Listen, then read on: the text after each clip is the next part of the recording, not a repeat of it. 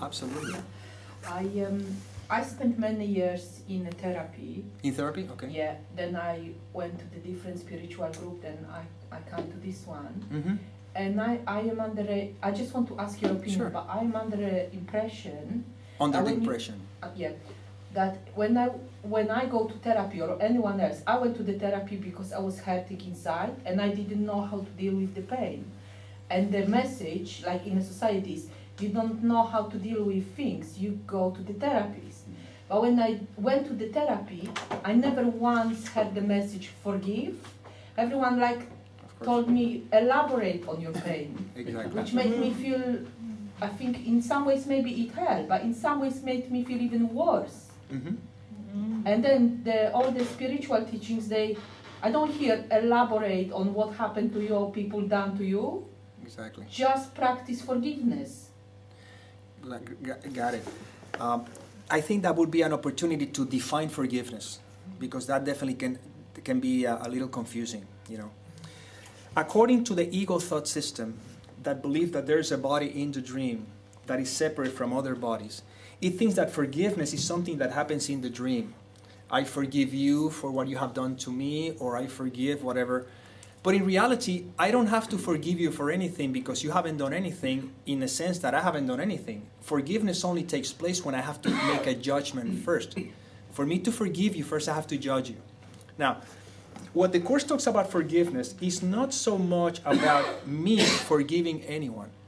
What the Course refers to as forgiveness is to open myself up to the one that knows. That knows, because that is not going to teach me how to forgive my brother. That is going to teach me that I have already been forgiven. And he's going to tell me not that I have been forgiven, that I have never been judged, so I don't even have to be forgiven. You see? So this thought system, what it's going to do is going to remind me that I was never judged.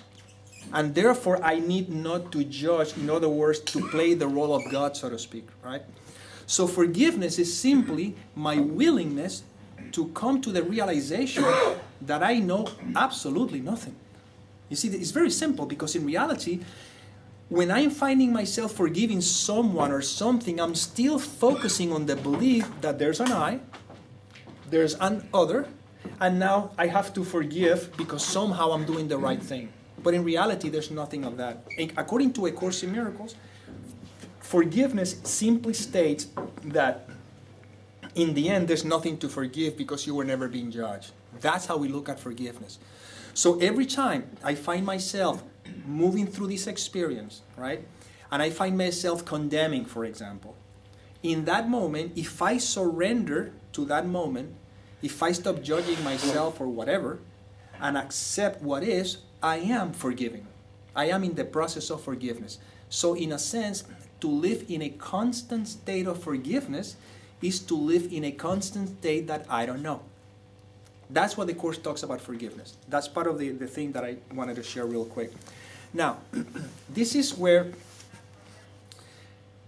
it gets very interesting. You went to therapy because that's what happened on your script. That's what happened on your movie. That's what had to happen for you.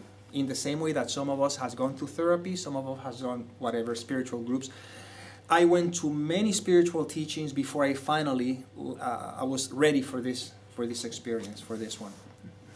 So there's no right or wrong. But what we would like to see is that what happens with therapy in terms of the world is that the therapy believes that the mind is what is happening in your head. And it believes that the problem that you have is in your head. And it's trying to get into your head and try to dissect and look and gives you all the kinds of stuff. What the Course in Miracles says, the mind that we're talking about is the only one mind, the one dreaming the dream. So, in the form, in the context of appears to be a body, sometimes I might be led to a therapist. But you know what the funny thing about it? That you did not make the decision to go there. That decision has already been made for you. Because in the end, I know this is going to sound like a contradiction, the ego has no power to override the Holy Spirit's job. Meaning that it doesn't matter if you go to therapy or not. It doesn't matter if you do what you do. the fact that you return to God is already done, you know. So then you don't have to worry about it.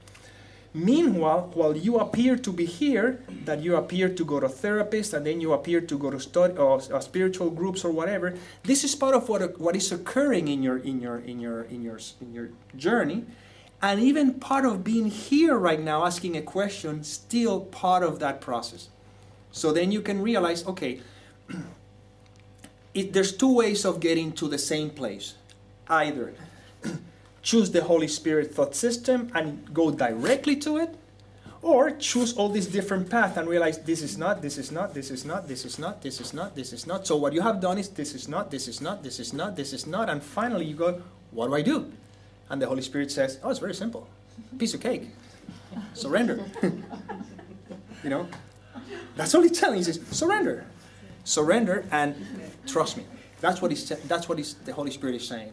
And then, of course, because when we are in the process of searching, that's part of the process that we go through until we realize that there's nothing to search for. That's a paradox. That's part. It's finally fine, because no matter what you do in the dream does not affect your reality in God. That's why the Course states at the beginning, nothing real can be threatened. It doesn't matter what happens in the dream. The one in bed dreaming cannot be threatened by nothing that happens here. Nothing real can be threatened. Nothing unreal exists. The dream doesn't exist. And herein lies the peace of God. So what we're doing right now is that we're caught in the dream, but we're now opening our mind, like being the sky that observe and not identify myself with the clouds, meaning I don't identify myself with my feelings, with my experiences, with whatever is happening. And that's how I can sort of step back, so to speak. But it's not the I person that stepped back. You see how the language is very limiting. It's really a complete surrender to what is. That is the simplicity, you know. And because there's still an identification with this I as a person, of course, all this question arises. That's why a lot of people think that enlightenment comes as a result of something special. I'm going to see something special. No, it's very simple. Enlightenment is when the background, which is the peace that you are, and the foreground, which is all what I'm feeling, all what I'm seeing, whatever, it changed place. That's all. That's it. In other words, look how simple it is. The analogy of a movie is the one that everybody usually uses, and I think is one of the best. When you go to the theater and you're watching a screen, all that there is a screen, right? There's nothing else. The moment they turn the lights off and the movie is being projected onto it, my whole focus is on the images, overlooking the fact that all that there is in front of me is a blank screen. There's no villains or traitors or superheroes, or there's nothing happening.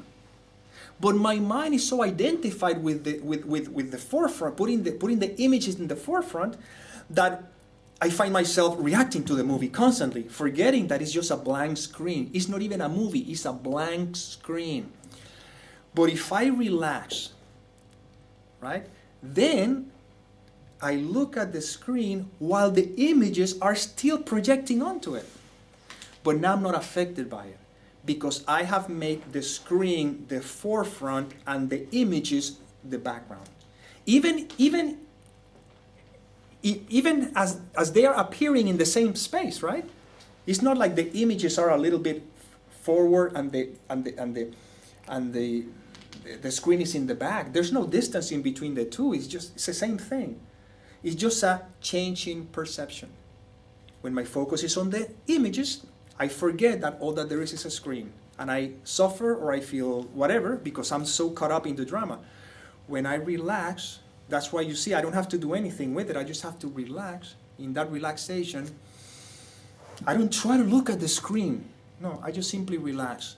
The relaxation of the attention fixed on the images is what brings forth that just a blank screen. That's what you can call enlightenment is. Enlightenment is someone that somehow switched the forefront and the background. And then that person is nothing special. It's your school teacher that somehow she's living from that space. It's the man who's sweeping the streets. It's no one special that has a particular title, you know. And that's what A Course in Miracles is giving you, the opportunity to sort of put the Holy Spirit, meaning the peace of God, in the forefront, while it appears that there's a world happening now in the background. And that's sort of the transition process in that sense. So now you are still putting the world in the forefront, meaning that you are this person and you're still looking for somehow feeling better, which is perfectly fine. Who wouldn't? I mean, of course, I would too. And then when the search finally, it gets to the point that I'm thinking, I try this, I try that, I try that, I try that, what do I want? And that's when A Course in Miracles says, you don't have to worry about how to get to where you think you want to get. All I'm asking you is to surrender. I can summarize the whole Course in Miracles in one sentence. Actually, I can summarize it in every single sentence if you really grasp what it's trying to tell you. It's in chapter 4, I believe so, and it says, I think it's in the right learning, correct learning or something, I'm not really sure. The right teaching and the right learning, I'm not sure. It says, if you're willing to renounce, to be the guardian of your thought system and offer it to me, I will correct it very gently and lead you back to God. Now let's look at that line. It's not asking me if I hand over my thought system. It's like the question you were asking me. I got this anger hanging over. No. The problem is that I'm taking that anger and I am judging it. That's my thought system, right? So if I simply surrender in that moment, meaning I'm not protecting my thought system. How do you protect your thought system? It's very simple. Whenever you say, I know. That's it. I'm feeling this because, boom, you're protecting your thought system. I can't do anything about it. You know, take the cross away from me. I can because you're the one holding it. If you let it go, don't hand it over to me. That's heavy. You already are dealing with enough weight. Just do this. I'll take it over. So if I'm willing to renounce, to be the guardian of my thought system, to honestly know that I don't know, He'll do the work. You know, I will correct it very gently. He knows that I'm so petrified to go back to God that if you wake me and yank me from the dream, it will be petrifying. So He will teach you how to look at the illusory experiences from a different space. That's what is called the happy dream. You know, now I can relax. Okay, now got it, it's a movie. Now that I'm conscious that there's only a screen in there, now we can turn the lights on the movie and then you can leave. But if I turn the lights on when I got the movie right in front, it's like, what happened? You know? So that's all that's happening. So in your process, it's perfect. It's orchestrated beautifully for the love itself. Love is orchestrating. Love is the one leading you to the therapist because it knows that is what you need at this point. It's not necessarily to find answers. It's simply to help you find your own space. And eventually, it's going to lead you, what I'm noticing more and more with the Course is leading me to the understanding that I don't pull the strings, I don't do anything. But I can live more peacefully if I simply surrender to what is. And it's a constant surrender. It's a constant surrendering. And why did you go to therapists and went to all this group? Because that's what had to happen. Why did I had the experiences that I had? Because that's what had to happen so that this moment could take place. And now what you want to do is see what you think may serve you in this moment. Don't take anything I said as truth or anything, because again, I don't want you to think that I'm giving you a prescription of what to do. No, I'm simply just see if maybe something from here, one thing, doesn't have to be everything I said, one thing opens something up. That's it. That's all it's need. And then the whole time that you spend here, it was just for that one jewel. And then another jewel will come up. And that's how it be. And you'll be led, because somewhere, all of us here wants to remember who we are at some level, otherwise we wouldn't be here. So all of us are here because at some level we're holding each other's hands in remembrance. So everyone will take whatever you think will serve you, and maybe you might feel moved to do something other that is not A Course in Miracles, for example. And it will lead you back to home. So there's no right or wrong, you know. Others may think, oh, I would like to get more into the Course or nothing, or I don't want to get into anything. I just want to surrender to God, and that's it. That's what the line, lesson 189, paragraph 7 at the end says. Forget this course, forget this world, forget this course, and with completely empty-handed surrender to your God. That's another way of just let go, surrender, relax. No, don't forget the theory. Just forget it. Wrap it up. It doesn't matter. Surrender, relax, and that's sort of the simplicity. It's just that I don't want to surrender because I don't want to let go of this identity. That's that's what I've built my whole life. But I realize how painful it is holding on to it. Comes a time that I realize, man, it hurts a lot holding on to this, and then it's when I'm ready to sort of let go. And don't worry about the stories that the mind is trying to fabricate about what happened if I let go. I can tell you what's going to happen if you let go. You relax. You relax. Think about it.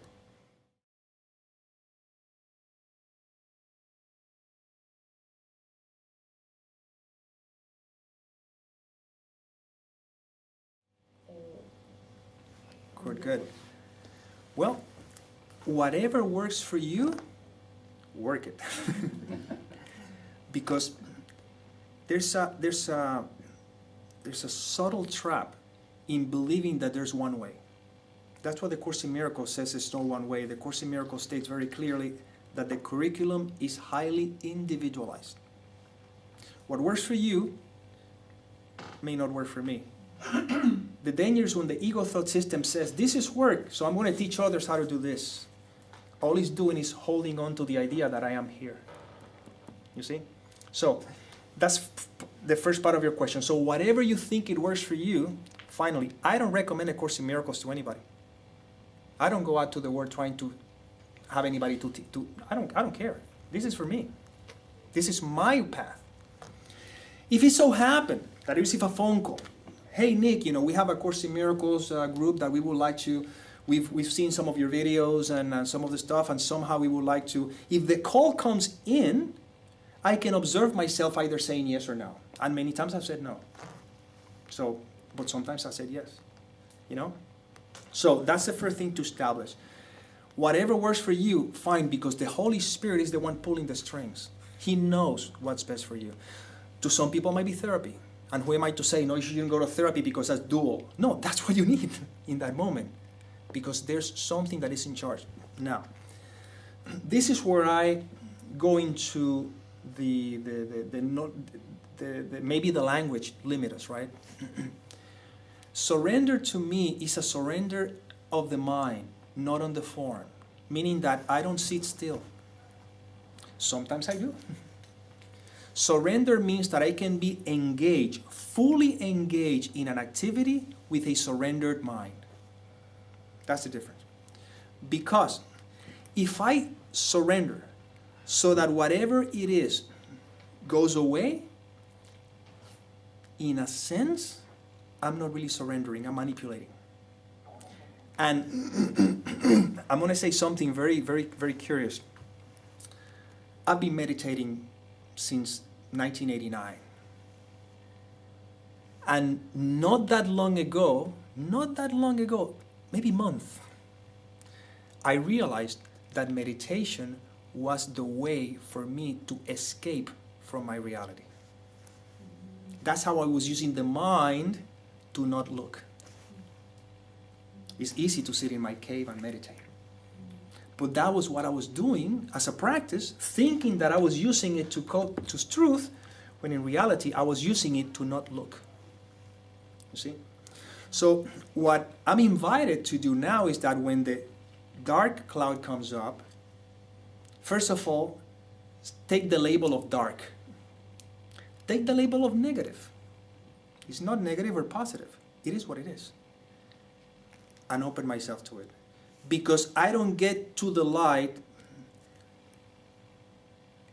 put it this way, I don't get to the light pushing away the darkness. I get to the light through the darkness.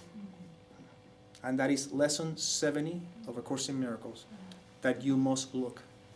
And all the Course in Miracles is trying to get me that the only reason why I appear to be separate is because of all the obstacles I have placed in it.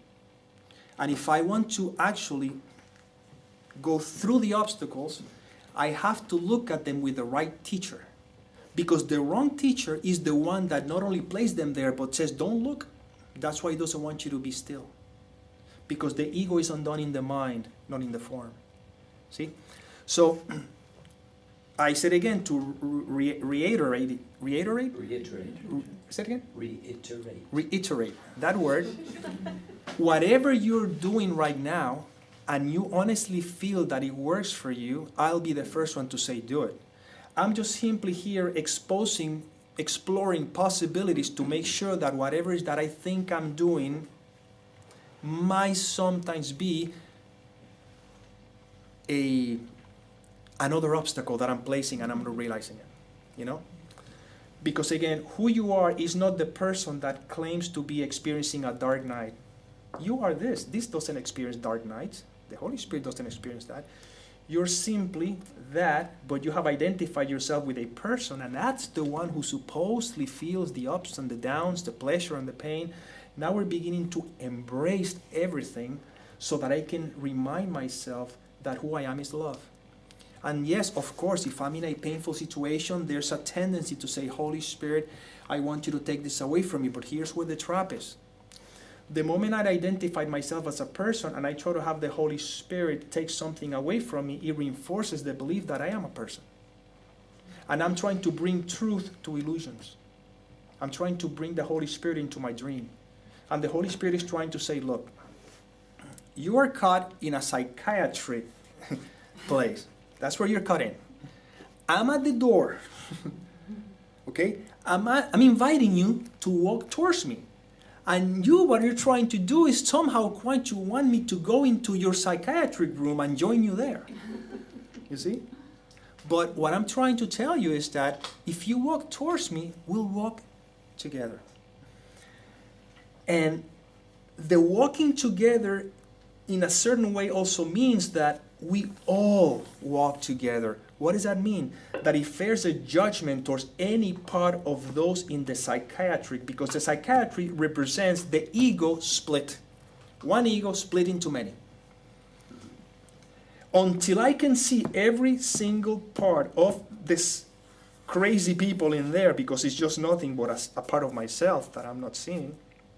Once I can see them all as innocent, we all walk together. That's why it says in the ark we go 2 by 2 or something like that. So all we're doing is observing very consciously. So once again, this is why it's a non-dual teaching. It's not you the one who's doing it. And this is where the Course has been very confusing to many people, because they think that the Course is talking to me as a person. I'm not here. If anything, all it's telling me is, you're not here. You know? And this is what is called the confusion in levels. So if you ask me, in my case, Nick, do you hand over anything to the Holy Spirit? No. I hand over my thought system, and that is the equivalent of letting the Holy Spirit be through me, because there's not a Holy Spirit to which I'm handling anything to. You know? Holy Spirit is me. Holy Spirit is you. The Holy Spirit is I. You know? And that's why, again, not to be misunderstood, yes, my way of saying that I handle to the Holy Spirit is not in a dual context, it's in a surrendered context. So every time you surrender, you are handing over to the Holy Spirit. But when I'm handing over to the Holy Spirit for the sake of something to change, you know what? See where the trap is? I'm still believing that I exist. You know? So once again, I'll say it for the last time to make sure that we don't misunderstand anything here. In your process, you're going through that experience because that's exactly the process you have to go through, and I am the first one who honors it. If you really feel that that helps you, and you only really can experience that peace that we're talking about, go with it. But just remember that the peace that we're talking about is permanent, not temporary. Meaning that if I do this, and I go back again in the drama, and I hand over, and I feel better, and I go back in the drama, that's not the peace that we're talking about here. The peace that we're talking about is when you become the background, you know, and now, no matter what happens, it doesn't disturb your peace. That is what is called, in my language, being conscious, you know. Now I know that my peace is not disturbed by what is happening out there. But if I find myself disturbed by it, it means that I have forgot who I am. So I don't have to hand over to anything. It's just I forgot who I am. You see? So that's the let's say I would say the warning signal that, oh, okay, I'm confused here. And there's nothing wrong with that. We are all confused here. We think we're here.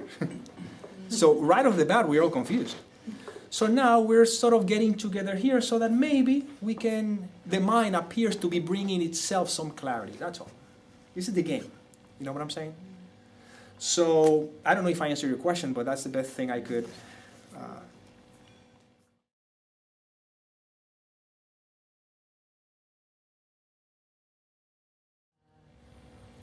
I would say a few months back, not quite as last month, but a few months back, yeah. I realized that meditation for me was an activity of the mind. I was trying to use meditation the way we use activities. I mean, when I don't feel, when I feel bad or whatever, I use an activity to escape from feeling that way, right?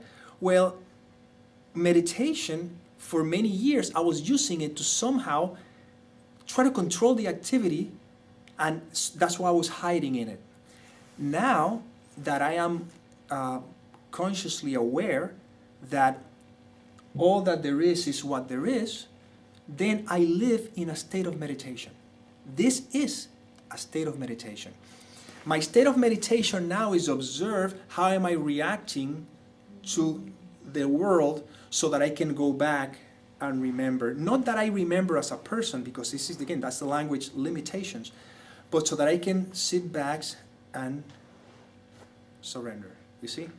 And there's a beautiful thing in this book, again, from Don't Forget to Laugh. Beautiful book, again. I loved it.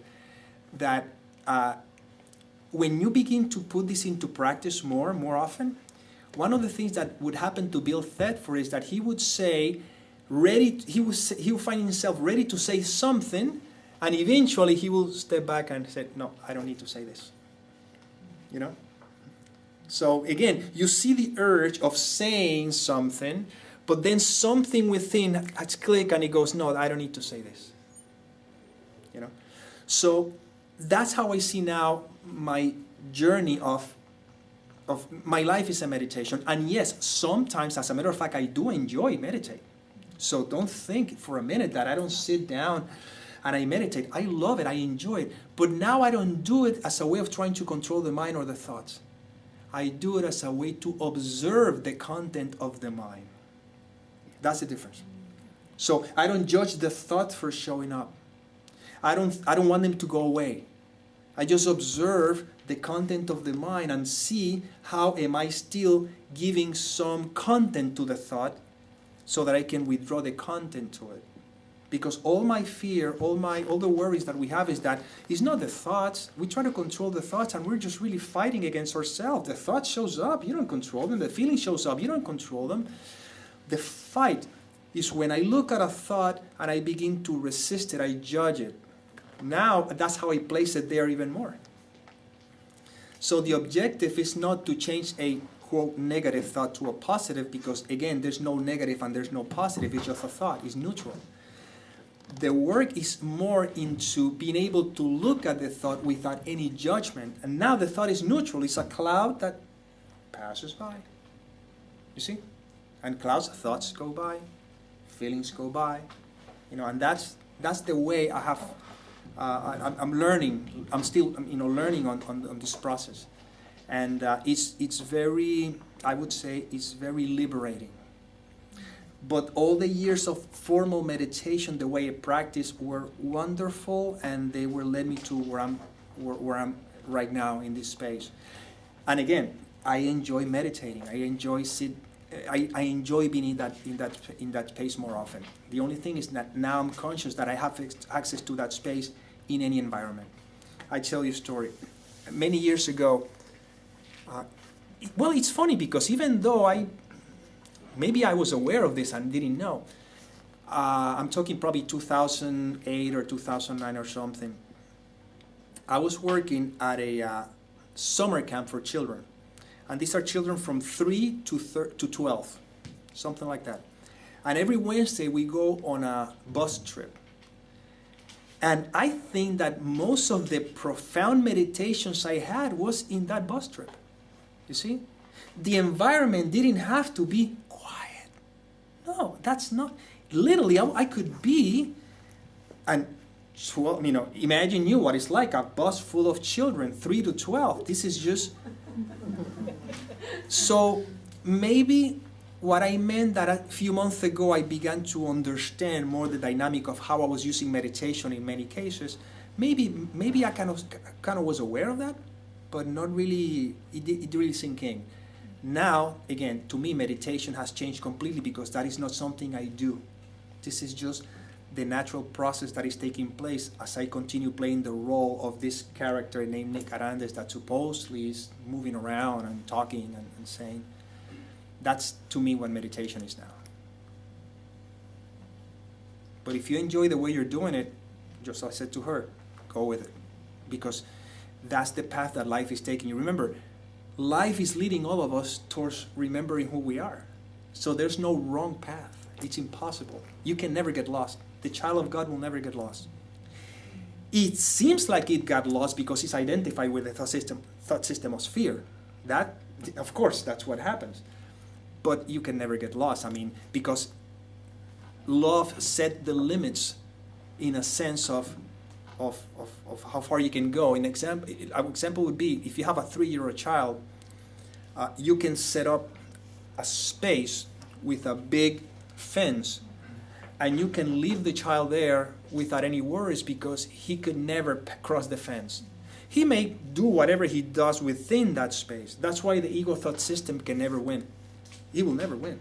It's impossible, But as long as I keep feeding it, it appears as if it's winning, Until finally come to the space that I go, you know what? I'm tired, I don't care. And then the ego thought system, no, you do have to care, because if you don't care, I'm going to disappear. You have to do something, you have to, and then you surrender. It's like the way to transcend death is welcoming it. Look at the paradox. Why? Because when you welcome it, then you realize that it wasn't real. See the paradox. You mean that in order to overcome death, I have to welcome it? Yes, because what I'm trying to teach you is that who you are cannot die. Who you think you are, it appears as if it could die, but it's impossible. Who you are is the essence itself. That cannot, that is. That's why he said God is. Not even God is that, or I am that. Even I am that is a supposition that there's an I and there's a that. So I, or am, and that's it. The second thing really was a clarification on the subject of acceptance and surrendering to what it is. I think very often, so to use an example, if I was to lose my job, say, or if people lose their job, they say things like, oh, well, obviously it wasn't meant to be, I meant to be somewhere else in a different job, a better job, that kind of thinking, Gotcha. Which to me is more about like making the world real. And, of course. Yeah. Absolutely. So what you're suggesting is none of that stuff, but just noticing what is. Oh, job, no job. Exactly. Because in the end, it's what is. What can I do? Is, yeah. That's something that's, again, I'm glad you brought it up because there's a lot of confusion. Oh, it's not meant to be, means I don't have to do anything. In reality, it is what it is. Now, what I have to look is what judgments do I have about it. I'm a bad person, I'm worthless, I should... No, it's just what's happened. And if you can take the content out of that, then you may find yourself looking for another job, or you may not. Because again, who's the one making the decision? That's why there's in the beginning of the course it states, free will doesn't mean that you can establish the curriculum. Meaning that free will doesn't mean that you establish what's going to happen or what. No. That's already established. That was done a long time ago by the ego. Free will doesn't mean that you can establish the curriculum. It only means that you can choose what you elect to learn at any given moment. What does it mean? I don't choose losing the job or not losing the job. But I can choose which teacher do I'm going to look at that. You see? Free will doesn't mean that if I should have done this, it wouldn't have happened. No, it was going to happen anyway. Whatever's going to happen is going to happen. The question is how you're going to look at it. With which teacher you're going to look at it. If I look at it with the Holy Spirit perspective, the lesson has been learned. What was the lesson? I'm not here. That the job means nothing. That's the lesson. And that is peace. If I look at it with the ego, the ego is going to come with all kinds of things, the lessons that are different. You gotta push harder. You gotta do it. You can do it. Come on, whatever. And the Holy Spirit says, relax. You're in bed, like it says, you're in bed or at home, dreaming on exile, but perfectly capable to awaken to reality.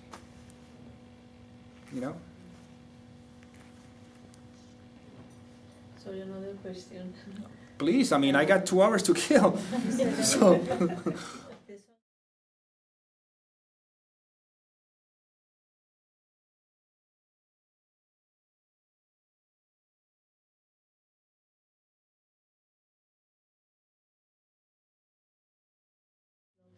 Got it. Very simple. Here's a little trap. The Son of God cannot get lost because the Son of God never left home. So now, it's not that you're lost in a sense of look at what is happening in the world. It's that you're lost in the sense that you believe that you are a person in the world. That's getting lost. The moment I think I am this person, I'm already identified with the ego thought system. And now that I think I am this person, and I think that this world is my reality, of course all these arguments are going to come up.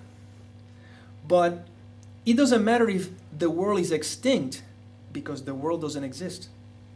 In other words, if you're dreaming, in the dream, it appears that it could be a nuclear threat.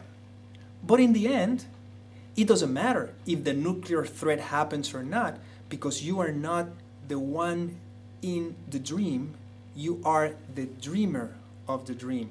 So the question you're asking, which is a very valid question, is not coming from, it's coming from the ego thought system, making believe that you are asking the question in favor of the separate person.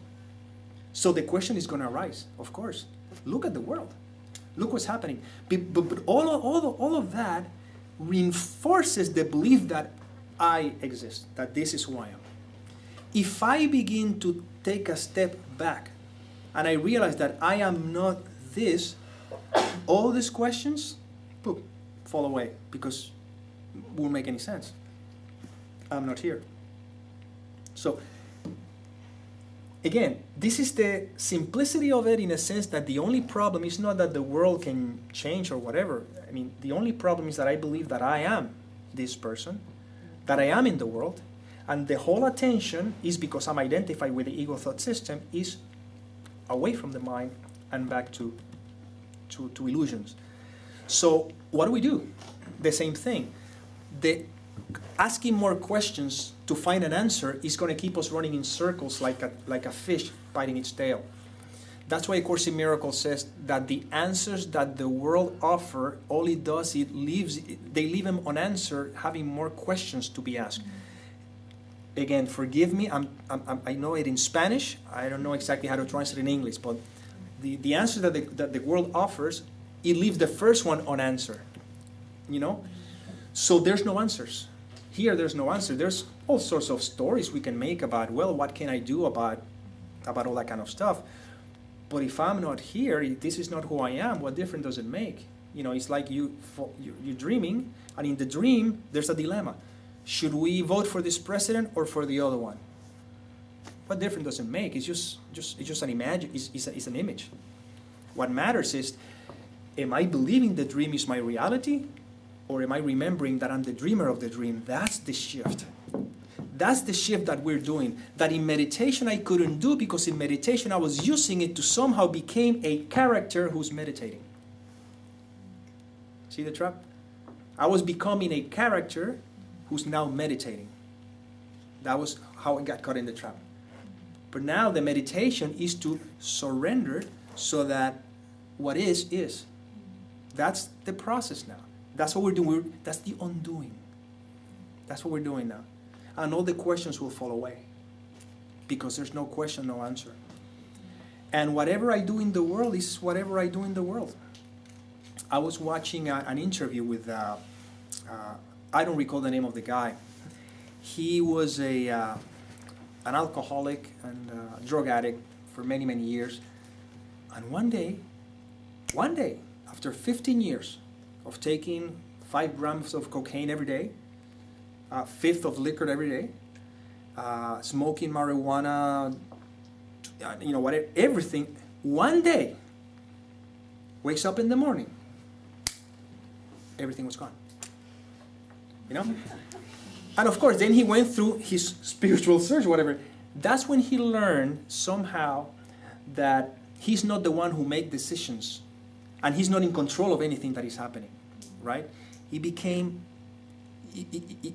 allows him to become more and more aware, So what we're doing in a sense is to going back. And look how the words are limiting. We're going back to the place that we never left. So in reality, there's no going back. It appears in time and space that we're going back. So you see how the question falls flat on the floor. Only when I think I am this is when the question sustains itself. And if that's the case, it makes perfect sense. Okay, look at the world. Look what is happening in the world. And now we're going back to that space of, and it is only because I am afraid of letting go of my identity. That's all there is to it. It all comes down to this. I am afraid of letting go of who I think I am. Because if I let go of who I think I am, again, in the terms of physicality, I will die. I don't want to die. I got family. I got children. I got people. I got things. You have nothing. All you have is fear. That's all you have.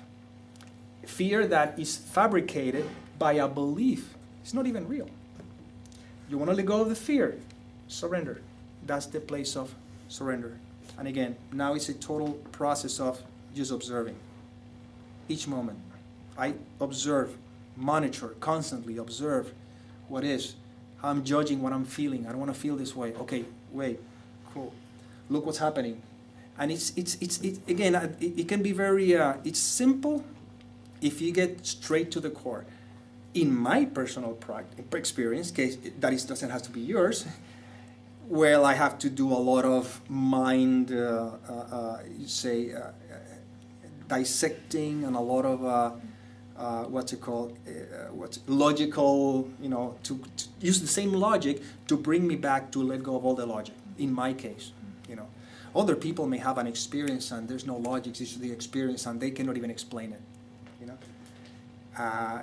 In me, I have to use logic to see how the patterns seem to work, but then realize, okay, this is how it works, and then I need do nothing but observe. And then through logic is how I was able to a certain point, began to dismantle some of it so that I can become open to it. If I tell you right off the bat, become open to this teaching or to this experience, to the awareness of who you are, when the mind is very logically trapped with all these beliefs and everything, it's like saying, take what I say out of blind faith.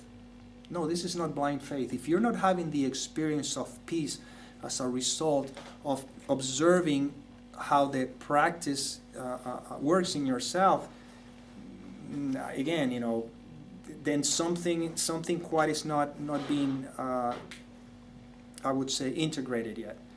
That means that for some people, like in myself, I had to read a lot of books in that venue now, in that sense, until A Course in Miracles began to finally say, okay, perfect, here you are. And even as A Course in Miracles, which is my practice, I still have read books of non-duality, but now you can really tell the purity of non-duality, because now when you get the course clear and you don't confuse the levels, then you can see that they're saying the same thing. It just so happens that sometimes it was easier for me to integrate some of it through a language that came from another person, like whoever, because for some reason I felt resonate with. But in that resonance, I always go back to the course to make sure that there is no confusion, to make sure that, and I have seen sometimes in a teaching that leads me in a particular direction towards what the course is leading me to, which is again is to no place, because there's no place. And when there's a clarity between form and content, when you have that clarity, even that you can say, okay, that's no problem. That's part of the human expression that might somehow slip through there, But then goes back to, okay, there's nothing to do. It's just what is. And now it's just, so I call it polishing the diamond. Yeah, now you got the diamond. You got the theory. You kind of know the theory now, and you know the obstacle, the resistance to it, But now the diamond is being polished a little bit more, and then everything is dropped. And then now it's just what is. Can I ask you about déjà vu? Mm-hmm. You've heard of déjà vu? Yeah, I guess, So, I can. so I experienced that, and it's quite powerful, and I think, well, is that the Holy Spirit or I guess it's the Holy Spirit, go wake up. Or the ego. Or the ego, what is it? Do You know. have any idea? The ego can use A Course in Miracles to teach it to you, or the Holy Spirit can use A Course in Miracles to teach it to you. It will happen anyway. Now, within the context of the dream, anything could happen, right? The Holy Spirit will use the very same illusions that the ego uses to keep the mind distracted from truth. If you open yourself to it, the Holy Spirit will use the very same illusions to bring you back to truth. So it doesn't matter. Could be a déjà vu, could be a dream, could be an angel. It doesn't matter. The problem is that when we have those experiences, and this is where we got to be very, very conscious. Let's say that I had a revelation, a spiritual experience, call it whatever you want. If I think that happened to Nick, then I may fall into the trap of believing that I know something. And I'm going to go ahead and help others to have the experience that I had. But in reality, that's just an experience that had to happen in my script so that I can remember. So that's what we got to play, again, be very, very conscious of that. Depends who you sit with when to interpret the experience, because you know nothing. Yeah. It is, if it had to happen, great. Again, this is why a lot of times there's a lot of frustration when people think, yeah, but this person had this experience, I want to have that experience. You may never have it, because the experience is not the answer. The answer is that right now is the answer. You're sitting on it. But now I have placed on the answer an experience that, to me, in my belief system, seems to be more spiritual than simply having drinking a cup of coffee and nothing is happening. But in Zen or something like that, it says, before enlightenment, chop wood and carry water. After enlightenment, chop wood and carry water. So right now, you could be right now having the experience, but you're discarding it because it doesn't look the way you think it should. And that's when we get so, but it's as simple as that. For me, it was more a reawakening to the script is already written. Hmm? For me, it was an interpretation of the script's already written, because it was so clear. I just thought, well, actually, I have done this before. So, Of course. so why would I do it again? Well, think about it. If you and I are part of the same mind, in linear terms, in a parent of time and space, in linear terms, it appears that Nick is talking to you. Simultaneously, in another linear term, you're talking to me, and I am you and you are me. Yes. And I am everybody and you're everybody. It's really, but that doesn't serve me at all, because that's how the ego uses concepts to keep the mind distracted, But it gave me great hope, actually, because I was thinking, this isn't, so it was like smoke and mirrors. I realised that this wasn't what it seemed. And yet whenever I asked anybody else, particularly my parents, because it was so strong, they said, oh, it is what it is, like you say. It is what it is. Hold on a minute. You see, you have enlightened parents you haven't even realized. I thank them constantly. You know? So in a sense, that's what it is, you know, when we realize that, and I don't claim that I have got to any realization or I'm there or nothing. I'm just realizing that more and more life is leading me more, or I am leading, or something is leading me more, or this is what's happening anyway, to a more quiet space. This So is more like a... So if I practice saying, so what? Exactly. And if you want to go to the gym and have a body that's supposedly looking a particular way, so what? Because it's what's happening, Yeah, it's all nothing. you know. And if I find myself yelling at my children because whatever, so what? You know? Again, because it's what's happening. And you're not guilty for it. You're not pulling the strings. But for some reason, for some strange, mysterious reason, we happen to be sitting here reminding ourselves of that. Well, maybe this is because that's how the mind is sort of using the same context to now awaken itself to its reality, which is what you are anyway. Not as a form, not as a body, as reality, as mind. Thank you.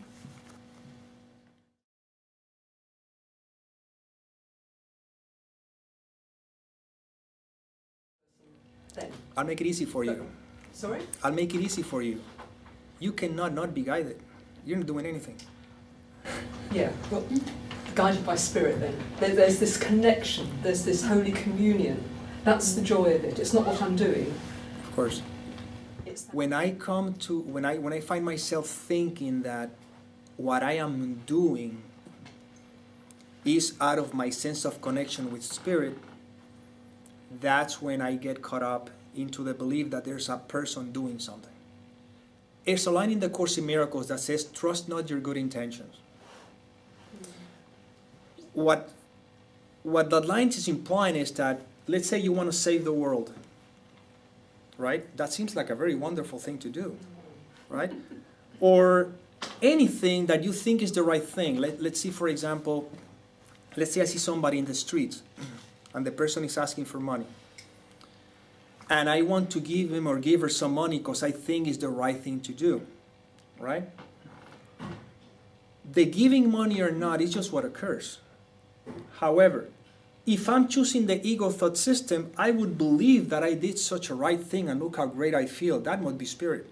But in reality, it was the ego saying, you're here, there's another one here, and you have judged that person as less than you, and you think that needs your help. How do you know if that person right now is in the perfect curriculum which the mind is orchestrating it to awaken? You know? So in a sense, it's not what I do. And that's what the original question is. Who am I identified with?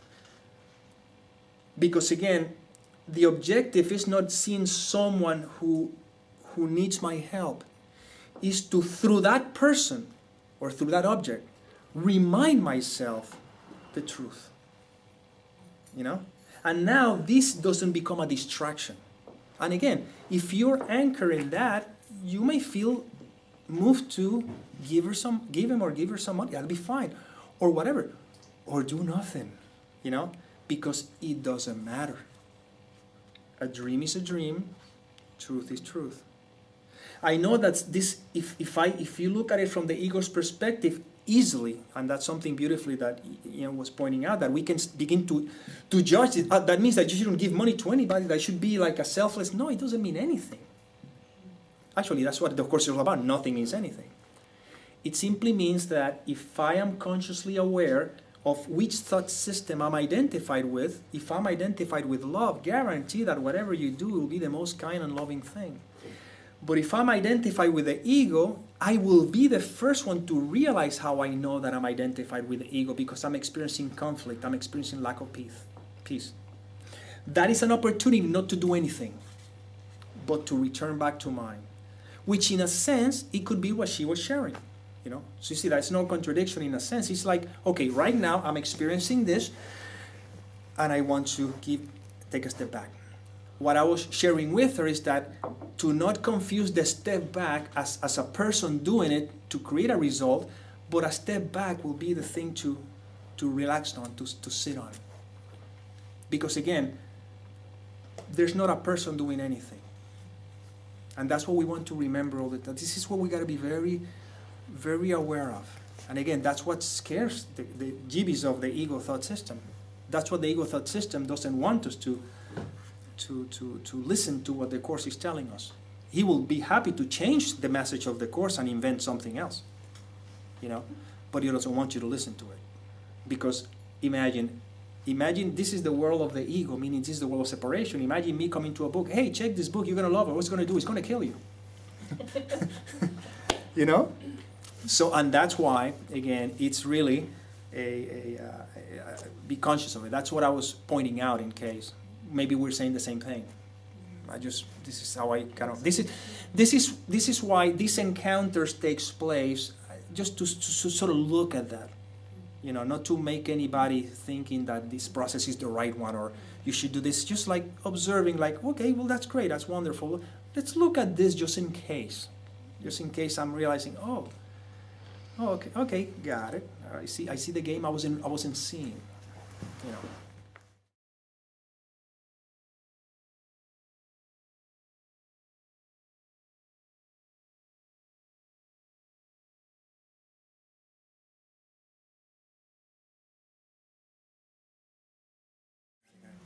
Okay, this is the beauty of this opportunity to look at that. The ego thought system immediately took your attention away from the mind and brought it into the world with the experiences you're having, right? So, when you're in the train, you said, I'm happy. I'm happy because I'm looking forward to this event. What am I doing without realizing? I'm giving the power of an event to be the cause of my happiness. You see?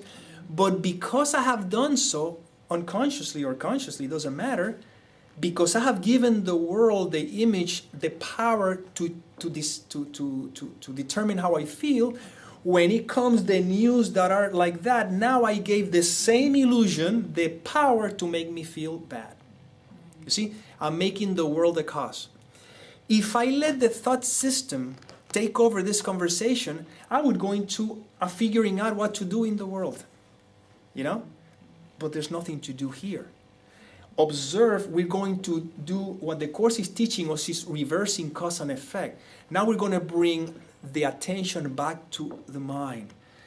I am not happy because I'm looking forward to an event. Happiness is what I am. Maybe that could somehow brings it up or help me look at it, whatever. But here's the trick here. I am not sad because this new event. Happiness is what I am. But my idea of what happiness is has been overshadowed by what happiness really is. Meaning, I am happy for the fact that I am. In this context, called happiness, shows up the illusion of a pleasurable experience that I call it happiness. But in that context also shows up the illusion of sadness, which is just another cloud. Another cloud. And this cloud I like. So this one I don't want to make an issue of it. I'll still hang on to it, but eventually you know that if I keep my focus on the clouds, the other one is going to show up because that's the world of duality, that's the pole of opposites. This new cloud I don't like. Let's talk about this one now. And then we have a great story, What the Holy Spirit is saying, neither this cloud nor this cloud is who you are. So we're going to bring the attention back to what you are. So the answer to your question, if I call it answer, is very simple. Observe how you got caught in the experience and you overlooked that you are the background. So how the Holy Spirit handled that? He doesn't care. He doesn't care what's going on in a dream. He cares what's happening in the mind. Now, if you choose the Holy Spirit thought system within the context of the dream, if there's anything that needs to be done in the dream, will be done, but not so to make you holier. It doesn't matter. It's just simply because it's what's happening, you know? So this is where we have to pay close attention, because a lot of times people have the tendency to overlook how I get caught in the illusion when things go my way. That's why when things go right, it's so easy to say, oh, I was guided by the Holy Spirit. No, you were guided by the ego. It just so happened that this illusion you like, you know? It's very easy to say, I was guided by the Holy Spirit because I was going through this and look what happened. That's why we gotta be very careful not to try to give the Holy Spirit credit for what is happening in the world. Because the Holy Spirit is not focused on what happened in the world, he's focusing on what happened in the mind. He's trying to undo the ego so that the world ceases to exist. The I cease to exist. So, once I'm consciously aware of that, then when I'm beginning to really be conscious of that, you're on the train. You're so excited, you think, oh man, I feel happy because I'm looking forward to this. And in that moment, you stop yourself. Wait. No, I'm not happy because this, or I'm looking forward to. Happiness is expressing through me right now, and it has nothing to do with the event. Now you're beginning to take charge. Not you, but now you're allowing the Holy Spirit to remind you, oh good, now let's go back again. When you can take charge of an event, of that experience, then what happens when the experience comes of somebody reading a paper with something negative? Now you know the trap. Oh, okay, he tried to grab me from the train and he couldn't, and he tried to grab me on the news. You see? And that's what, again, is living consciously. Doesn't mean that I cannot enjoy what's happening. Of course, I went running yesterday to the park. I had a great time. I love it. But running happened. I ended up running. And then the next scene in the movie is getting back to the house. Running is left out. Like it never happened.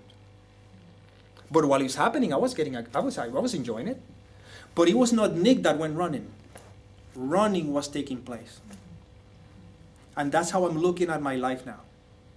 This is not me giving a talk. Giving a talk is what's taking place. I just need to remember that I am not the one who's talking. Because if I think I'm the one who's talking, I'm the one who thinks that I know. You see? And that's the trap. So I just trust to the best of my humble ability that whatever is coming through me is coming from the right mind, and it's coming from a place of love because I'm surrendering it to it, you know. And that's the only thing I can do here right now, because the one in charge is not me. The one in charge is the one that brought it all together. And if I stay with that, then again, so when you begin to be conscious of that, it's beautiful, because now you can cut the ego on the train. See, on the train was no ego, supposedly. Oh, everything, I look forward to it. Yes, the ego was there 100%. You know, if you can cut the ego on the train, then you can cut it on the news. If I'm not consciously aware of that, then again, that's when we begin to think that some things are good, some things are bad. I like this, I don't like that. And that's how separation continues to multiplies itself. Now we're bringing the mind back to all that there is. And just be consciously aware of that. So if you go on the train back and you're excited because you're going to get to the people, you're going to talk to them next time, enjoy it. But be conscious of it. Okay, I see the ego trying to make believe that there's something here that really is. And then you just be with it. So again, we're not taking away the fun. We're just not making prisoners of it. Because again, if I give power to one aspect of the illusion, I'll have to give power to the other. There's no way. That's duality. That's the way it works. You know? So in the end, there was many years ago, there was a speaker who was interviewed, this doctor very well into this sort of speaking. And I remember this speaker was big into positive thinking and motivation and all that stuff. And this doctor, he says, hey, he talks about, you have to know what you want and, all this stuff. And this guy said something really, really stunning. He says, you know what? I have patients of mine who are so positive that make me sick. And he's like, but isn't that what's supposed to be, positive or something? He says, and look how the word he says, we're not going to deny that probably a positive mind would be preferably over a negative mind, let's say that. What we're talking about is make no difference, but in reality what he says, I'm not going to deny that maybe a positive mind may seem to be preferable than a negative mind, but the trick is a quiet mind. Because even a positive mind is a mind filled with energy, stress. Have you been with people who are so positive and you go, somebody can unplug this person? You know? That's fine if you're trying to wake people up to whatever, but for an event that they need them up there. But in reality, that's stress. That is distress. That is, no, relax, you know? And that's the trick.